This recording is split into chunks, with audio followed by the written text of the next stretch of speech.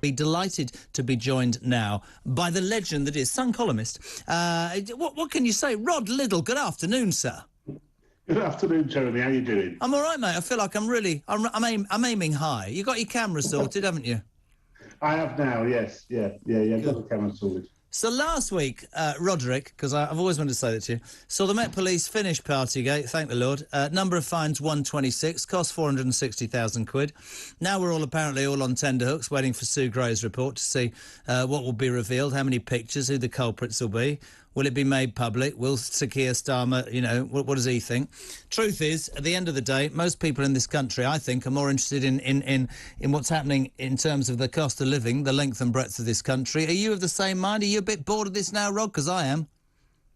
Yeah, I guess I am bored of it. I'm also aware that you're absolutely right and that almost nobody in the country gives a monkeys anymore.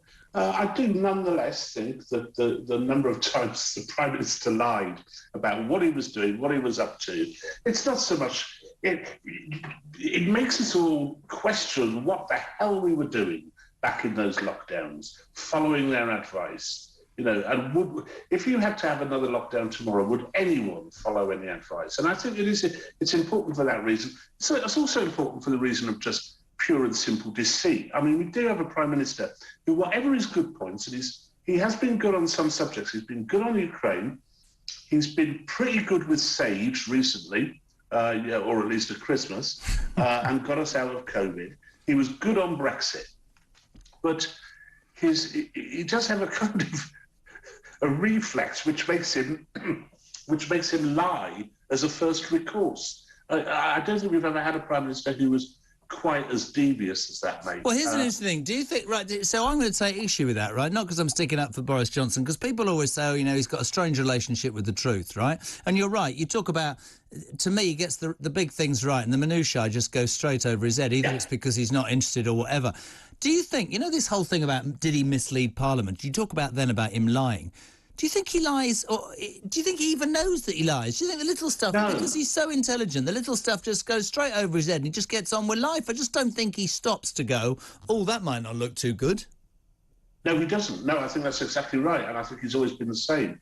I think he just... I don't think he's got any great relationship with the truth, but I don't think that he sort of sits down and plots his lies. I think they just kind of spew out of him. I like what you said as well about, although I would see it slightly differently when you said, everybody knows what he is. But here's the thing that I think is quite interesting about British politics, Rod. So he, for all his flaws, wins that big majority. We can say it's about Brexit or other things. People know who he is. We've had prime ministers and high-ranking politicians in the past who are the most dubious, two-faced liars ever.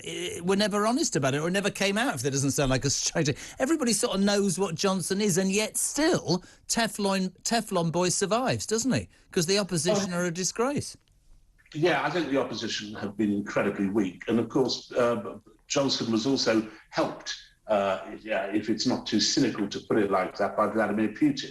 I mean, I suspect, it's a guess, but this is what senior Tories would have told me, which is that had Putin not invaded Ukraine, at the height of Partygate, as Sue Gray was about to do one of her many reports, and the Metropolitan Police were getting involved, I think it would have been hard for Boris to have sustained himself in power at that point. I think he would have gone.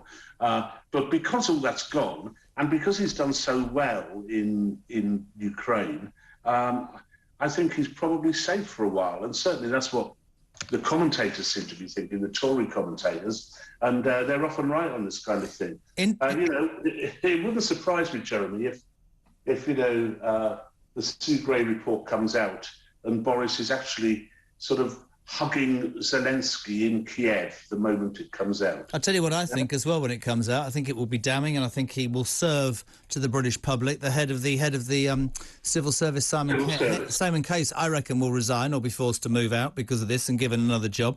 But the point is, the whys and wherefores, you're right, Rod, was lockdown right? I'm just bored of having the whole conversation. It happened. There's many people I know who found themselves in a position, my dad was in a care home for 9 months, blah, blah, blah. But I am actually far more interested now in the cost of living crisis. I am much more interested in Ukraine than a piece of cake. And when people get offended about that, I'm not being disrespectful, of course. If you lie, the British people, I guess, Rod, will have their moment to decide whether they can ever forgive Johnson, and they can put that to one side and look at the bigger issues when there's a general election. I've never been one to advocate that his own MP should get rid of him, just the way I feel. I think he got a mandate from the people with his manifesto.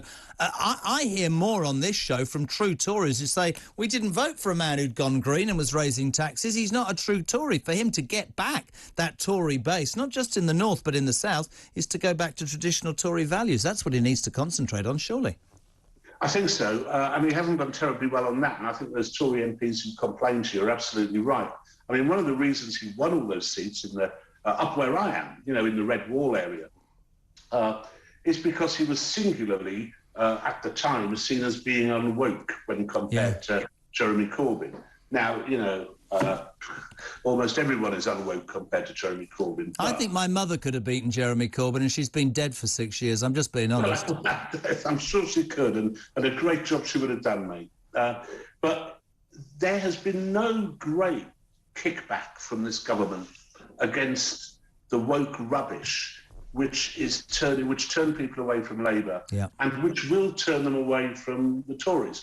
It's under the Tory government that all the appalling shenanigans at the Tavistock Clinic took place, and it's under the Tories that men were allowed to compete against women in sports when they transitioned. Shall I tell you what I read last week on the talk at 9 o'clock? What? I sat with a bunch of people for 7 minutes. This was a report from Islington Labour Council that said, and I quote, "Air conditioning is sexist because men always control the dial." Honestly, mate, I end up thinking, I don't know what I'm doing with my life.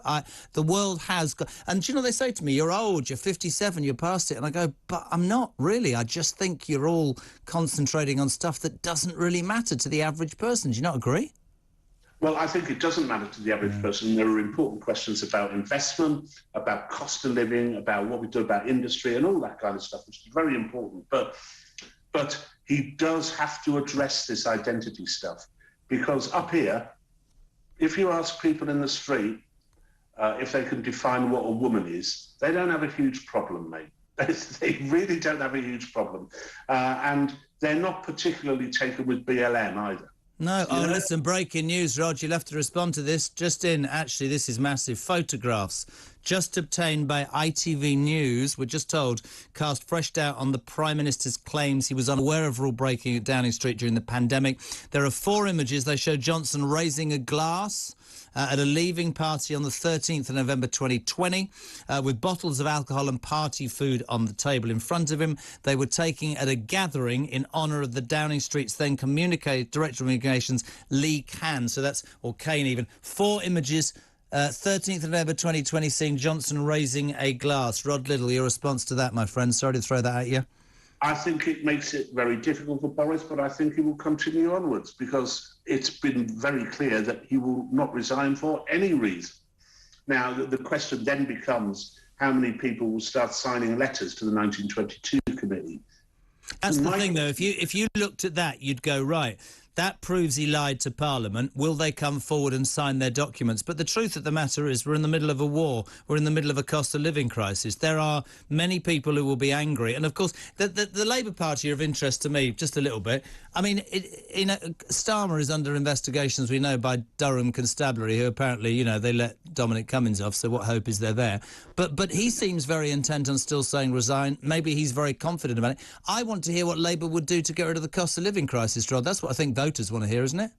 Well, I do think that, yes, but I also think Keir Starmer should resign, because he said he would. He said that the Prime Minister should resign if he were under investigation by the police. Starmer's under investigation by the police. By his own lights, he should resign. And indeed Angela Rayner. God knows who they'd end up with.